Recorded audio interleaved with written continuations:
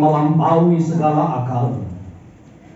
Itulah yang memelihara hati dan pikiran di dalam Kristus Yesus Tuhan kita. Amin. Shalom. Shalom. Bapak, Ibu, dan saudara-saudara yang dikasihi Tuhan Yesus Kristus, mari kita sambut firman Tuhan khotbah pada minggu kita pada saat ini, yaitu tertulis di dalam kitab Mazmur pasal 113, dimulai pada ayat 1 hingga ayat yang ke-9. Saya akan bacakan untuk Bapak, Ibu, saudara-saudara. Mari kita ikuti di dalam hati kita masing-masing. Demikian firman Tuhan. Tuhan meninggikan orang rendah. Haleluya. Pujilah, hai hamba-hamba Tuhan. Pujilah nama Tuhan. Kiranya nama Tuhan dimasyhurkan sekarang ini dan selama-lamanya. Dari terbitnya sampai kepada terbenamnya matahari, terpujilah nama Tuhan. Tuhan tinggi, mengatasi segala bangsa. Kemuliaannya mengatasi langit. Siapakah seperti Tuhan Allah kita yang diam di tempat yang tinggi, yang merendahkan diri untuk melihat ke langit dan ke bumi. Ia menegakkan orang yang hina dari dalam debu dan mengangkat orang yang miskin dari lumpur, untuk mendudukkan dia bersama-sama dengan para bangsawan, bersama-sama dengan para bangsawan bangsanya. Ia mendudukkan perempuan yang mandul di rumah sebagai ibu anak-anak penuh sukacita. Haleluya. Sampai di sana pembacaan firman Tuhan. Bapak, Ibu, saudara-saudara yang dikasihi Tuhan Yesus Kristus, kita mungkin masih bisa betul-betul paham kalau kita pada masa kecil setia dalam ibadah sekolah minggu. Dari terbit matahari sampai pada masuknya, biarlah nama Tuhan dipuji.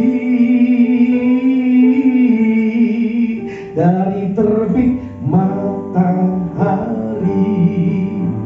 sampai pada masuknya, biarlah nama Tuhan dipuji. Lagu itu sudah diajarkan kepada kita sejak kita pada masa kecil kita, yang mengajarkan bahwa dari terbit matahari hingga matahari itu terbenam, yang disebut dengan pada masuknya, biarlah nama Tuhan dipuji. Artinya jika dikatakan dari terbitnya matahari hingga masuknya, maka setiap saat, setiap waktu dari 24 jam yang Tuhan berikan itu adalah untuk memuji Tuhan. kita tidak memahami yang dikatakan dengan 5 waktu. Tetapi malah lebih dari 5 waktu itu yang diajarkan kepada kita. Tapi setiap waktu yang ada pada kita, yang diberikan oleh Tuhan, kita pakai untuk memuji, memuliakan Tuhan. Haleluya. Haleluya terdiri dari 2 kata, haleluya. Artinya pujilah. Yahweh, Allah pencipta. Maka jika dikatakan haleluya, pujilah Allah, pujilah Tuhan. Dan itu yang dikatakan oleh firman Tuhan kepada kita, yang mengatakan haleluya, pujilah hai hamba-hamba Tuhan, pujilah nama Tuhan. Hamba-hamba Tuhan yang dikatakan di sana adalah yang pasti terutama para hamba-hambanya yang sudah menerima tahbisan sebagai hamba Tuhan. Tetapi bukan hanya sekedar para pelayan-pelayan tahbisan yang disebut dengan hamba Tuhan, tetapi setiap orang percaya, setiap orang yang sudah mengatakan dirinya pengikut Kristus, maka dia adalah hamba Tuhan. Oleh karena itu kepada setiap orang percaya diserukan, pujilah nama Tuhan. Kiranya nama Tuhan dimasyhurkan sekarang ini dan selama-lamanya, tidak terbatas waktu. Sekarang ini dan selama-lamanya. Tidak hanya pada masa tua. Tunggulah, ini masih muda, masih panjang waktu mau dijalani. Sebab kita tidak tahu kapan batas waktu perjalanan hidup kita. Batas waktu perjalanan hidup kita tidak ditentukan harus pada usia sekian. Batas waktu perjalanan hidup kita tidak tahu kapan datangnya panggilan Tuhan itu. Oleh karena itu jangan tunggu hari esok apa yang bisa kamu lakukan yang baik untuk Tuhan pada hari ini. Dan itu yang disebut oleh orang-orang bijak. Jangan tunggu hari esok apa yang bisa kamu lakukan hari ini. Menunggu hari esok itu sama dengan halu. Bapak Ibu tahu halu? Halu itu hayalan. Jadi halu dengan haleluya itu berbeda. Haleluya, pujilah, artinya ada tindakan yang konkret dan nyata. Haleluya, pujilah. Kalau halu itu bukan tindakan, tetapi itu hanya hayalan, angan-angan. Makanya sering disebut, lo itu halu. Katanya, lo itu halu. Halu hanya sekedar hayalannya, bukan sebuah hal yang konkret, bukan sesuatu hal yang nyata. Tetapi haleluya adalah tindakan konkret. Pujilah Tuhan hari ini sampai selama-lamanya. Bapak Ibu saudara-saudara yang dikasihi Tuhan Yesus, apa yang membuat kita harus memuji Tuhan? Mengapa kita harus memuji Tuhan? Ada banyak orang memuji Tuhan oleh karena berbagai hal yang dia terima. Tetapi ada juga orang memuji Tuhan oleh karena dia menginginkan sesuatu hal daripada Tuhan. Kedua hal itu sering kali terjadi. Bahkan yang ketiga, ada orang memuji Tuhan hanya sebagai sebuah seremonial yang formalitas, yang rutinitas. Tiba waktunya hari Minggu, dia datang beribadah ke bait Allah tanpa harus memetik sebuah hikmat yang terbaik untuk hidupnya.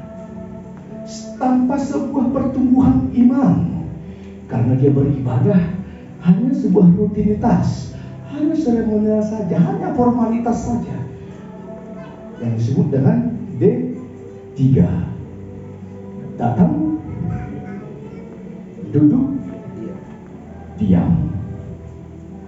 Dia datang, dia duduk, sekalipun bernyanyi tidak bernyanyi, tidak ada sambutan hatinya, tidak ada sambutan apa-apa, hanya dianggap sebuah formalitas saja. Ada yang seperti itu.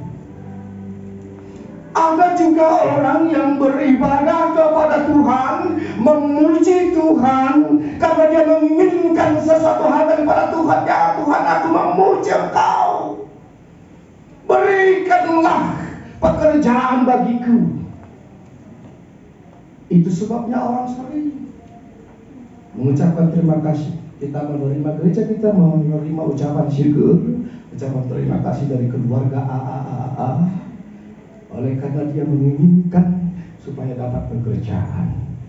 Kalau kita memuji Tuhan, bersyukur kepada Tuhan karena kita menginginkan sesuatu hal daripada Tuhan, itu sama saja namanya suap. Tidak sedemikian rupa. Saya berikan kepadamu supaya kamu berikan ini kepada saya. Itu negosiasi, dan itu tidak benar. Tetapi memuji Tuhan adalah karena Tuhan telah menciptakan kita, karena Tuhan telah memberikan kesempatan hidup bagi kita, karena Tuhan telah memberikan yang terbaik bagi hidup kita, maka kita layak memuji Tuhan. Terpujilah Engkau Tuhan atas apa yang telah Engkau perbuat di dalam hidupku. Terpujilah Engkau Tuhan atas apa yang telah Tuhan perbuat di dalam keluargaku. Terpujilah Engkau Tuhan karena apa yang telah Tuhan perbuat kepada anak-anakku. Terpujilah Engkau Tuhan karena apa yang telah Tuhan perbuat di perusahaanku, di pekerjaanku, dan lain sebagainya. Bapak Ibu Saudara, mengapa Bapak Ibu Saudara begitu mencintai anak-anak?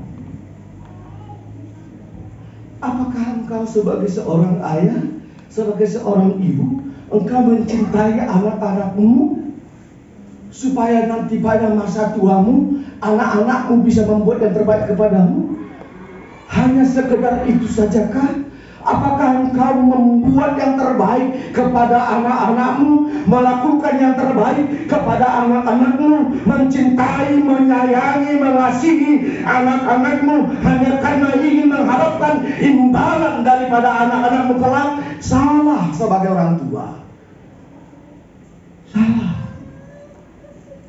Tapi kita mencintai anak-anak kita karena kita telah menciptakannya dengan melahirkannya melalui berkat Tuhan.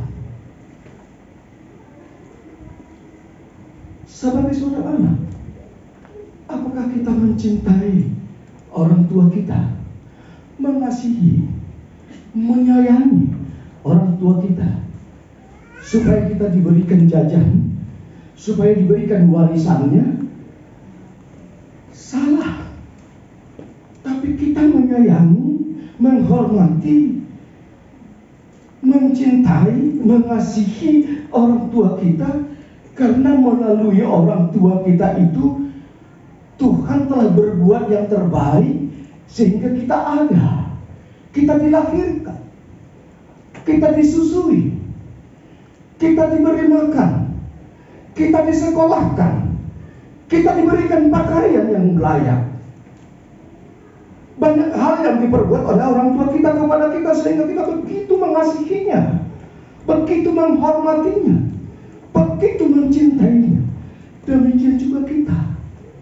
Banyak hal yang telah Tuhan perbuat di dalam hidupmu, banyak hal yang telah Tuhan perbuat di dalam keluargamu.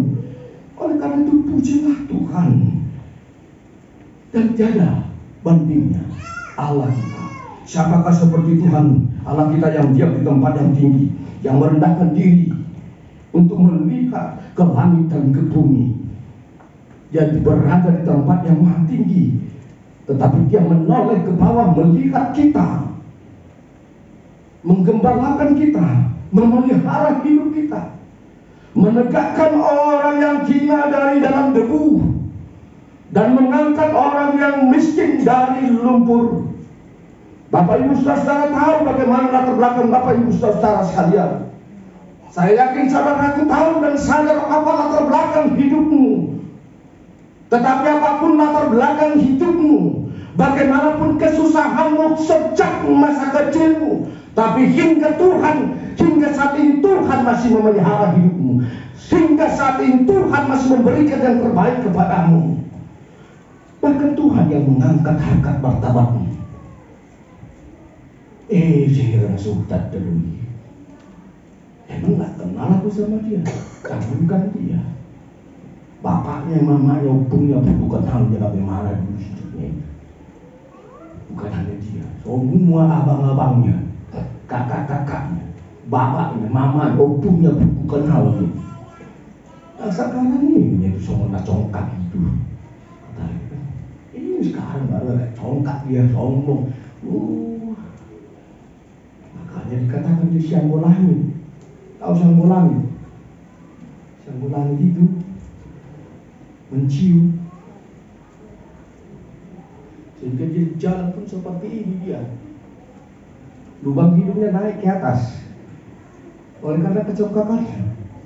Karena kecongkakannya makanya kawannya berkata, tanya juga itu, enggak kenal aja kau, enggak tahu aja siapa kau. Katanya karena kecongkakannya. Karena tidak ada yang bisa membuat kita congkak dan tinggi hati dan sombong. Dan ketika engkau melakukan dengan kecongkakan dan kesombonganmu, semakin engkau meninggikan hatimu, semakin sakit engkau terjatuh saatnya. Semakin engkau tinggi mengangkat dirimu dalam ketinggian hatimu dan kecongkakanmu, maka semakin sakit engkau jatuhnya suatu saat. Sesungguhnya kecongkakanmu semakin meninggikan kejatuhanmu ke bawah kelak. Dan Tuhan yang mengangkat kita dari dalam lumpur, dan mendudukkan bersama-sama dengan para bangsawan, bersama-sama dengan para bangsawan-bangsa. Kita bisa sama-sama duduk di sini, itu pasti. Kita sama-sama dalam latar belakang yang berbeda-beda. Mungkin ada di antara kita yang betul-betul kita rasakan kitalah orang yang betul-betul miskin, yang tidak ada apa-apanya. Tapi ternyata di bait Allah kita bisa duduk bersama dalam satu ruangan, bersama dengan orang-orang yang memiliki kehidupan yang sejahtera, yang lebih baik. Kita bisa bersama. Mungkin kamu merasa bahwa wajahmu tidak begitu cantik, tapi saat ini engkau bisa duduk bersama-sama dalam satu ruangan dengan orang-orang yang cantik, orang-orang yang ganteng.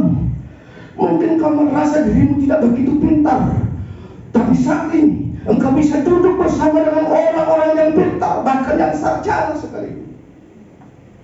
Kita sama di hadapan Tuhan, dan Tuhan mengangkat harkat martabat kita.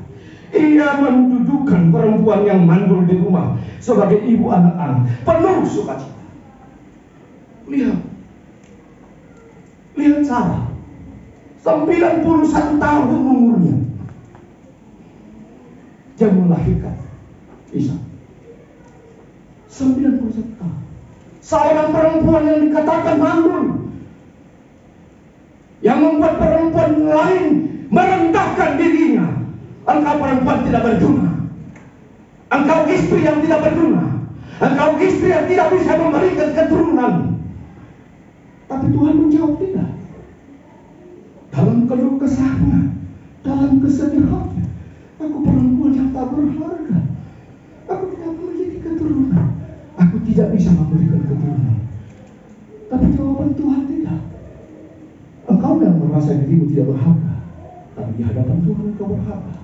Dan Sarah melahirkan seorang anak pada umur 91 tahun. Lihat Hana menangis.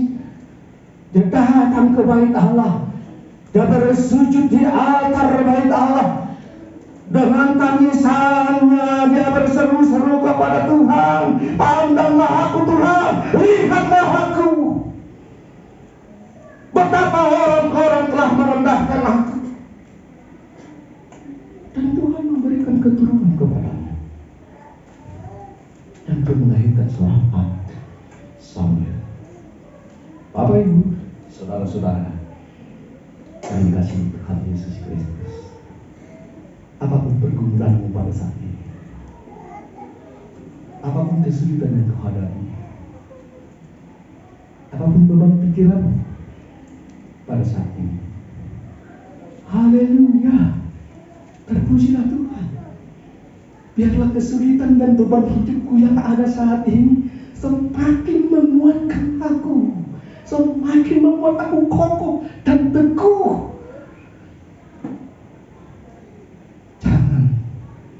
Jangan pernah engkau merasa hidupmu telah gagal. Bangkitlah, datanglah dan berserulah kepada Tuhan. Panggil Dia, berseru kepada Tuhan akan menjawab setiap doamu sesuai dengan apa yang Tuhan kehendaki di dalam hidupmu. Dan Bapak Ibu saudara-saudara, jikalau Bapak Ibu dan saudara-saudaraku saat ini dalam hidup happy, nyantai, tenang, damai, sejahtera, saudaraku, jangan anggap itu kekuatanmu, jangan anggap itu kepintaranmu, jangan anggap itu kebolehanmu. Tapi karena Tuhan berkarya dalam dirimu, pakailah itu semua apa yang telah Tuhan berikan untuk dapat menjadi berkat kepada orang lain. Senantiasa selalu bersyukur kepada Tuhan. Dari terbit matahari hingga pada masuknya, biarlah nama Tuhan dipuji. Dari terbit matahari hingga pada masuknya, biarlah nama Tuhan dipuji. Haleluya, pujilah Tuhan. Tuhan memberkatimu. Kita berdoa. Terima kasih Bapak di surga atas firman-Mu yang telah menyapa kami pada minggu ini. Haleluya, terpujilah Engkau Tuhan atas segala apa yang telah Tuhan perbuat di dalam hidup kami. Duka dan suka silih berganti kami hadapi dalam perjalanan hidup kami. Tetapi baik duka, baik suka yang kami hadapi, kami yakin dan percaya Tuhan selalu ada bersama dengan kami. Tuhan memampukan dan mengingatkan kami untuk tetap setia kepada Tuhan, memuji Tuhan sekalipun kami harus menghadapi beban dan kesulitan. Dan ketika kami hidup di dalam rasa damai, nyaman, dan sejahtera, kami akan selalu mendekatkan diri kepada Tuhan dengan sembari berkata, haleluya, terpujilah Tuhan atas berkat dan anugerahnya, dan jadikanlah kami menjadi berkat di sekeliling kami. Tidak akan merendahkan orang lain, tetapi kami akan mensetarakan diri kami untuk selalu memuji, memuliakan Tuhan. Mari Tuhan berkati seluruh jemaat ini, berkati dalam setiap pekerjaannya, berkati dalam setiap berumah tangganya, berkati setiap anak-anak di dalam setiap pendidikannya. Mari Tuhan, Engkau juga yang kiranya menjawab setiap doa-doa jemaat yang sedang terbeban, yang sedang merindu atas karya Tuhan di dalam keluarga mereka. Di antara mereka ada yang merindukan untuk memperoleh keturunan daripada Tuhan, seperti Hana, seperti Sarah. Engkau jawab doanya Tuhan, Engkau berikan seorang anak kepadanya. Demikian juga jemaat ini Tuhan, mari Tuhan, dari segala kerinduan hatinya Engkau jawab Tuhan, dan Engkau berikan dan Engkau anugerahkan keturunan kepada mereka. Di antara mereka juga ada yang rindu bagaimana anak-anaknya yang tidak bisa mengikuti aturan keluarga atau yang melawan kepada orang tua. Mari Tuhan sentuh anak-anaknya sehingga mereka dapat mengubah dirinya untuk menjadi anak-anak yang hormat kepada orang tua, yang berperilaku baik, terlebih jadi orang yang takut kepada Tuhan. Terima kasih Tuhan, seluruh hidup kami biarlah kami serahkan ke dalam tangan pengasihan-Mu. Haleluya, terpujilah Engkau Tuhan hanya dalam nama Yesus Kristus Tuhan kami. Amin.